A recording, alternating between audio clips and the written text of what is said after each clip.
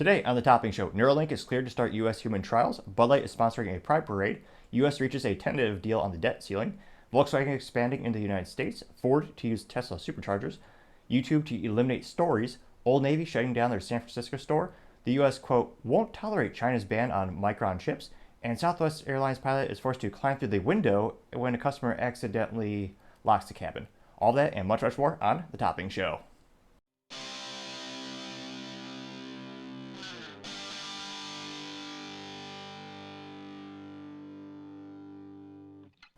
Thank you everyone for taking time to tune in today. Today's episode of the Topping Show is sponsored by Topping Technologies. Topping Technologies is an IT value-added reseller and service company with a special proficiency in IT security. Heck, I see the founder at least twice a day. Gotta say he's quite handsome and brilliant. He's me, that's a joke. If you're an IT leader or a business owner and need a little assistance with your IT, increase the team at sales@toppingtechnologies.com. Now, going on to the business part of the podcast, you have YouTube eliminating their stories feature. Now, this is a feature that's going to be officially rest in peace on June 26th this year. It was an attempt to combat the ever-growing exponential growth of Snapchat, where it was a YouTube feature in which you could record something and it was set to auto-delete after 7 days. They first introduced this feature in 2017. Now, the Achilles heel behind this was the adoption rate. Partially self-inflicted, YouTube shot themselves in the foot saying, this particular feature was only for people who had 10,000 plus subscribers. Now, that severely limits the actual usage of the YouTube platform feature. And if YouTube, Google, Alphabet, whatever the parent companies choose to call themselves, if they really wanted to compete directly with Snapchat, they should have done the opposite approach to exponentially decrease the burden of adoption. Most people, in order to comment on a YouTube video, you have to have a profile and create a channel. But if they want people to consistently use the channel, create data, create more of a social aspect to it, then they should have said everyone has the opportunity to use this feature. We want to push this out because right now Snapchat has the adoption rate infinitely easier for someone to just download on their phone, they sign up for it, and they actively will use it. It's much more active as opposed to YouTube is usually more passive. YouTube usually will open the app, go to the website, and you'll watch a video, usually a long format, either an interview, podcast like this. You have a myriad of topics, music videos, even movies. But it's usually long form factor, and you aren't actively, most people aren't putting stuff in the comment section. It's more of a passive user experience. And of course, YouTube, they say they're going to kill it because they didn't have enough adoption, which, again, their own fault, partially. And they also said that they're going to focus its efforts on its bread and butter, aka being long form content, as well as their community posts, live video, and is TikTok challenger Shorts. So Shorts, that is something where everyone can do that. I've thought about attempting to use that for this channel, maybe do a little pseudo studio view where you can see sign up my books and other business signs they have around the office. If that's something you might be interested in, let me know in the comments. But again, it was interesting to see YouTube roll out this feature, limit it so much where a vast majority of people can't actually use it, and then they admit to be, well, it's kind of your own fault. So time shall tell to see how they're able to quickly, or if they're able to, adapt and improvise and overcome the overwhelming growth of the TikTok challenger. Now, going on to Neuralink, they're officially cleared for human trials. That's Elon Musk's company, which focuses on brain implant technology. They've already had the technology successfully proven in animal trials. Now, both the USDA and the FDA approved it for human trials, and this is all part of Elon's long goal of bridging that gap with technology, which many speculate will be the greatest advancement since the Industrial Revolution. It will be life-changing beyond all belief, especially if there's a mass adoption of this technology of having the brain implants, Neuralinks. Now, he specifically highlights the big difference in the computer-human interface input. Right now, if you want to input your ideas and your data into a computer, you have to use your fingers.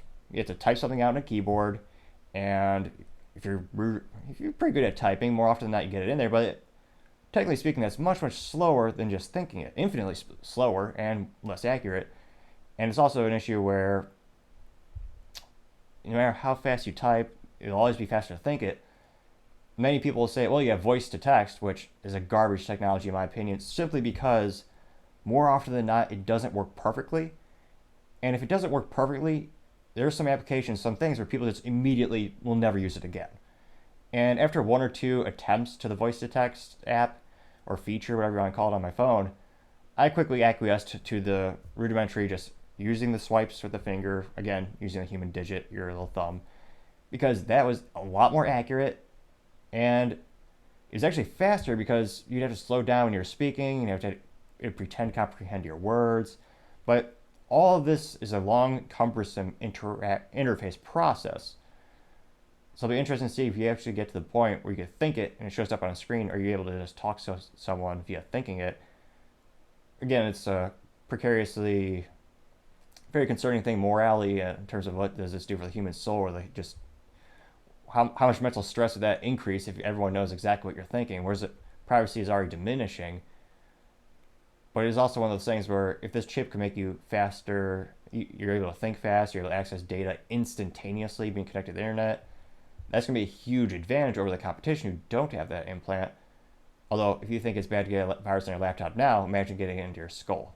So technology is always a double-edged sword, so it'll be interesting to see how this plays out. Now, other interesting business news, you have Ford is finally able to use the Tesla superchargers, which is key because Tesla, brilliantly enough, one of the things Elon promulgated when he first founded the company is you have to have the infrastructure behind it in order to have mass adoption. The biggest constraint of EV vehicles, besides having a long-term investment equal to a sandwich you buy at Subway, well, maybe slightly better. I don't think there's any mold problems with Tesla vehicles. Nevertheless, how do you charge it is the biggest concern. You have the range anxieties. So if you're too far away from your home, what happens if it dies? So now Tesla has the largest network, and now you have Ford coming out with all their EV vehicles. You have the Ford Lightning or the F-150 Lightning. You have the E-Mach Mustang. I use that name with disdain and in air quotes because Mustang, it's the E-Mach. How dare they bastardize their most valuable intellectual property and the American pinnacle of sports car.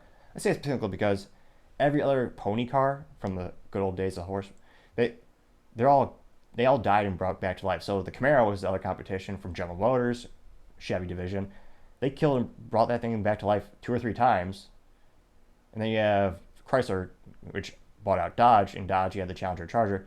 Again, brought it back to life. They died, brought it back to life. Say what you want about Mustang, it's always been there. Nevertheless, now Ford is doing more EVs and they're wondering how do we consistently charge it. So they struck a deal with Tesla where any Ford customer, or rather Ford EV owner, can go up to a Tesla machine, plug it in, and charge their vehicle. Just the news of this business agreement spikes Ford stock by 7%, which is a pretty damn good spike. And again, I'm no financial analyst, but increasing the stock is always good for the shareholders. So it made a lot of shareholders happy as well. And now it gives them the advantage where they could charge at more places.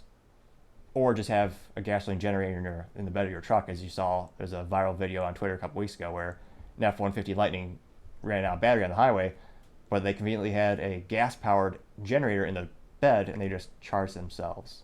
The circle of life, some might say. Interesting. Now, other interesting business automotive news, you have VW expanding their presence in the United States, VW being the acronym for Volkswagen Group, which is one of the largest automotive companies on the planet. And at one point, they owned most of the luxury brands you would think of in terms of, you have Bugatti, the car company, you have Ducati, the exotic motorcycle company. You also have Lamborghini, you had Audi, you had Volkswagen, you had Porsche. They owned a lot of brands. And they're going to bring back another brand from the grave. So they're going to bring back the Scout brand. Now, specifically, that brand is going to be focusing on their EV truck and EV SUV. They got a deal made with South Carolina lawmakers for $1.3 million in order to build a plant in that state, which, now that I think about it, there's no... That is probably a drop in the bucket compared to the cost to actually put together a plant, but the subsidy, I'm sure, helps the company. And their goal is to produce over 24 EVs across all their brands. So that's a big push. That's what the U.S. government wants, and that's why there's more incentives for these businesses to move in that direction. And it'll be interesting to see. It's part of the allure to some people for Volkswagen is, German engineering, and it's an exotic. It's more exotic. It's imported. I know they've had U.S. manufacturing. Many of these companies have for many years. There's a lot of benefits, both tax, shipping. But it'll be interesting to see they're pushing more on the American made, as many of these companies are.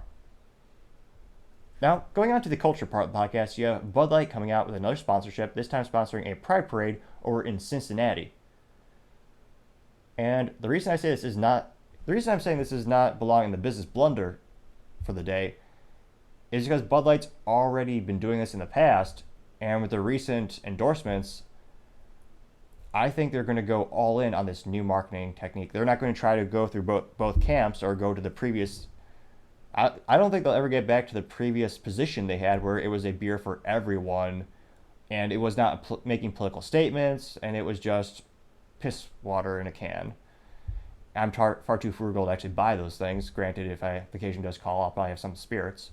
But it's one of those things where it probably will increase their sales. And there's a lot of speculation. That's the real question. Have they bottomed out in terms of their sales that they've lost because of the whole situation with their Dylan Mulvaney partnership? There's a lot of speculation that all the people who have already boycotted, they've already done it. How many more people will switch over? There's a lot of speculation. That's a real fiscal question of how it will affect the company. But it's interesting to see as they continue to pivot in this new direction, will it increase their sales enough for the brand to still be relevant? Keep in mind, InBev, the parent company in Belgium, which owns Anheuser-Busch, headquartered in the U.S., they have 52 beers under their portfolio. So they can afford to kill a brand if it becomes unprofitable. They have many more to choose from. Time shall tell to see how long this brand stays relevant in American cultural. It used to be a cultural icon. Time shall tell. Now, other interesting cultural news, you have Old Navy shutting down their San Francisco store. Yet again, you see a theme of pretty much every brand I could think of in the past 12 to 18 months is leaving downtown San Francisco specifically. And there's an exodus of all these folks leaving. Now, they're being very politically correct when they say their actions, the parent company is actually Gap. So a lot of people don't realize Gap actually owns Old Navy, Banana Republic, Athletica, and then Fourth and Town. So they have quite a few brands under the portfolio, and they're saying they're just not going to renew their lease. I wonder why. Now, their actual statement from the store rep was, quote, Old Navy is always evaluating its real estate portfolio to ensure a healthy fleet of stores that can provide the best possible experience for our customers. Since our market store has opened in the 1990s, the way we leverage flagship locations has changed, unquote. Now, this just further highlights the cultural decay of San Francisco because it used to be a peak luxury experience in terms of the most expensive brands where their most advanced IT companies are all located within a stone throw of that area. And all these brands are leaving. Even, I believe, Whole Foods, which in terms of political affiliations, they're headquartered in Austin, Texas, very much more left on the political spectrum, San Francisco being the epitome of that political ideology. And even they closed down their store, and I believe it was their flagship store. Now, the importance of a flagship store is pretty much the pinnacle of what the brand and what the retail experience can be. That's where they test out some of their new ideas and new products. But it's supposed to be the cleanest, best experience you could possibly do as a store. It's the pinnacle of what you want to achieve. It's what you show off. Just like when an automotive company comes out with a prototype where they're showing off the newest technologies, manufacturing processes, and sometimes they knock it out of the park like the Porsche Carrera GT. That concept car was good, but the production was even better. It had more horsepower than the conceptual car. Unprecedented in automotive history, and also just a great example of why companies have these halo cars, these flagship stores, is to show it's the best you can be. And all these stores, I believe Whole Foods filed 538 police reports in a little over 12 months in San Francisco at that one store.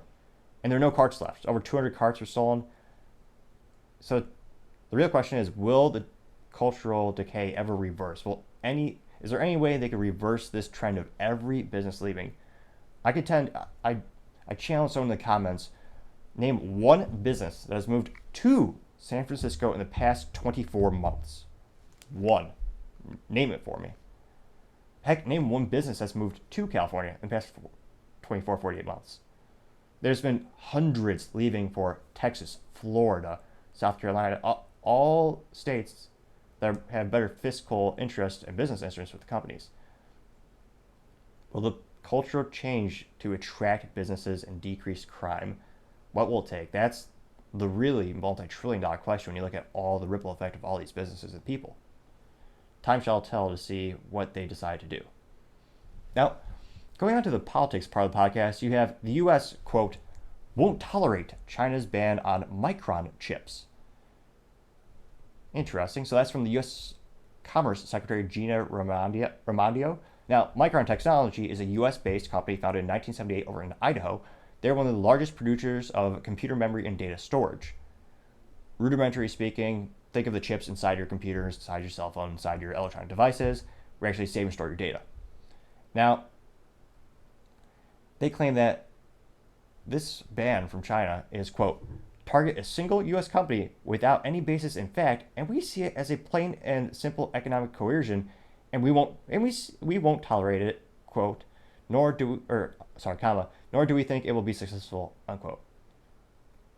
Now, a little bit of calling the pot calling the kettle black, because the U.S. has done this before, and yet another reason why businesses do have to be politically sharp, or they have to kind of know the whole global. They have to know the global political ramifications of everything they're doing, who they're doing business with. Now, from China's perspective, their regulator came out with a statement that it was around their cybersecurity regulator. They said on May 21st that Micron, the biggest U.S. memory chip maker, had failed its network and security reviews, and that it would block the operations of key infrastructure from buying from the company, prompting it to predict a revenue reduction. Now, rudimentary speaking, China thinks there's a security concern with the product, and that's why they're not going to buy it. And I say this is a little bit of the pot calling the kettle black because the U.S. did the same thing with Huawei. Now, in my opinion, there's more evidence that we could find from Huawei's devices, where their devices, they make a lot of network infrastructure and 5G. A lot of people think of Huawei as making laptops and cell phones, which they do, but they're a very diverse portfolio of products. They make a lot of the backbone infrastructure behind the internet, which, of course, that is kind of a good place to put spying devices because you could see the entire pipeline of what's going on, simply put. So the U.S. did put a ban on Huawei devices, and they said, we will not install them in any of our U.S. infrastructure because it is a security concern. China is saying the exact same thing. They're saying, oh yeah, we're not putting those particular products because they're from a U.S. company into our infrastructure, into our core products. So I'm not too shocked that this is happening. Now, it's going to be rough for Micron since China is one of the largest markets on the planet, especially when it comes to electronic manufacturing, due to U.S. politicians and U.S. citizens voting for certain initiatives that made it prohibitively difficult to produce things in the United States. Another topic for another time. But it's interesting that it really is just calling the kettle black. Now, other interesting political news, you have Joe Biden and Kevin McCarthy coming to a tentative debt ceiling agreement. Now, this deal would suspend the debt limit through January of 2025 while capping the spending in 2024 and 2025 budgets. It would claw back unused COVID funds, speed up permitting process for some energy projects, and include some extra work requirements for food aid programs for poor Americans. Now, negotiators have agreed to cap non-defense discretionary spending at 2023 levels for 1 year and increase it by 1% in 2025, another source noted with the subject. Now, McCarthy also noted that, quote, it is historic reductions in spending and consequential reforms that will lift people out of poverty and into the workforce, rein the government overreach. There are no new taxes, there are no new government programs, unquote. Which is partially good. You're halfway there to solving a problem. No new spending, okay, but you're still spending more money than you could possibly comprehend.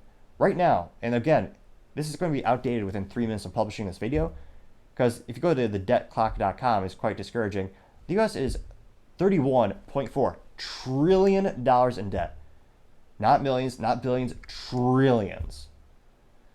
So an unprecedented proportion of our GDP is now just paying down the interest on that.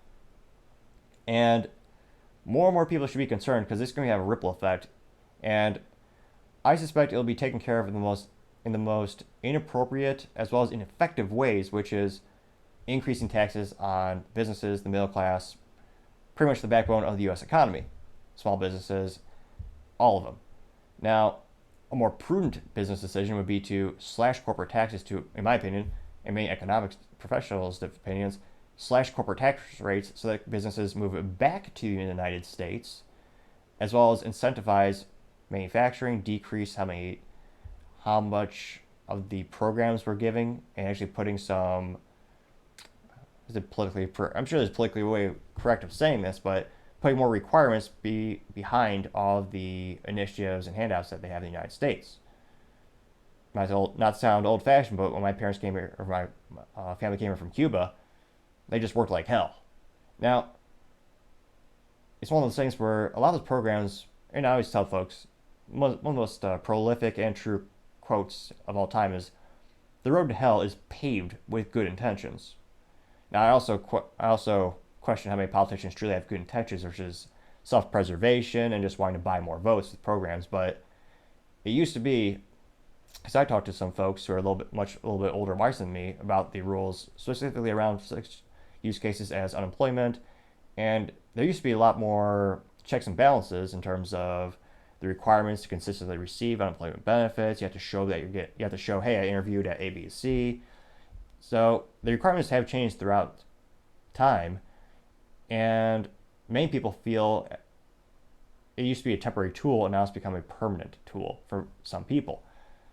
And one way, just spitballing here, I'm not a politician, but what if businesses had initiatives where they would hire folks at a discounted rate or at some type of program where it would be an internship? And it could be, a lot of people think of internships as, high school and college folks, but you could open that up to a wide array of people and give them an opportunity to prove themselves. You have different jobs in the company, different roles, and after a certain, maybe a probation period, they'd be hired full-time. Of course, there's a lot more benefits when you go full-time in a company. Now, time shall tell to see what really happens. And again, this is a tentative agreement. A lot of businesses, especially businesses that conduct business with the U.S. government, they're especially concerned because that spending is going to impact them as well, or lack thereof, or if they're moving spending around. And there's a lot of speculation. What if they don't pay the debt? What if the U.S. federal government shuts down? And at the end of the day, I don't think that would ever happen, because Republicans would look terrible and they would lose votes. So it's hard to compete against one side, which sometimes is known for giving away stuff for free. How good are you going to look when you say, hey, vote for me, I'll give you free stuff? Or the other side of the equation, vote for me, I want to teach you personal responsibility, personal accountability. No, we're not going to give you stuff. And by the way, we're going to choose to shut down the U.S. economy based in some sort of fashion and default on this debt. They would never win an election for years. So at the end of the day, I think a lot of these negotiations are just posturing to your political constituencies. I doubt if there will actually ever really be a default. And it'd also be a huge global impact because other nations buy up our debt and they buy up U.S. government bonds. If the U.S. defaults on that, that's a huge, just immediate break in trust internationally. Granted, you should probably distrust them because they just keep printing money and spending money without actually paying much back. Nevertheless, time shall tell to see if this really gets signed off as we have this tentative agreement. Now, going on to the business blunder of the day, you have Southwest accidentally having a pilot locked out of the cockpit. So this pilot was actually locked out. A Southwest Airlines pilot was forced to crawl through the cockpit window after a passenger accidentally locked the door to the plane's cockpit. Now, it was hilarious to see this on Twitter because they literally had to jimmy open the window on the front of the airplane, and the pilot got in. And part of me was a little concerned. I was like, so they were just able to jimmy open that window under a couple minutes. I guess it's secure when you're flying through the air faster than you can possibly imagine. But it was kind of silly that they locked themselves out. And also one of those funny things where I guess that there really isn't a spare key for that. But, I mean, this is a quote. It took, quote, a matter of seconds before the window would open. It was done incredibly efficiently. Despite the unexpected glitch, the flight departed only 8 minutes late. Unquote. Says from Rex Road. Now, that is kind of hilarious that even being locked out of the cabin, that still wasn't as bad as a delay as the ones that we've been seeing lately when it comes to technology and infrastructure, where you're causing delays that are hours or days. So, but to just have something as simple as they just locked out and they had to crawl through the window, it makes it look pretty silly, moderately entertaining, yes. But that's got to be the business blunder of the day. Thank you everyone for taking the time to tune in today. Don't forget to like, subscribe, and comment. Each one of those things greatly helps the channel out. Also, don't forget to tell your family, tell your friends, tell your coworkers, heck, tell your enemies, tell anyone and everyone. Just stay safe, fight the good fight.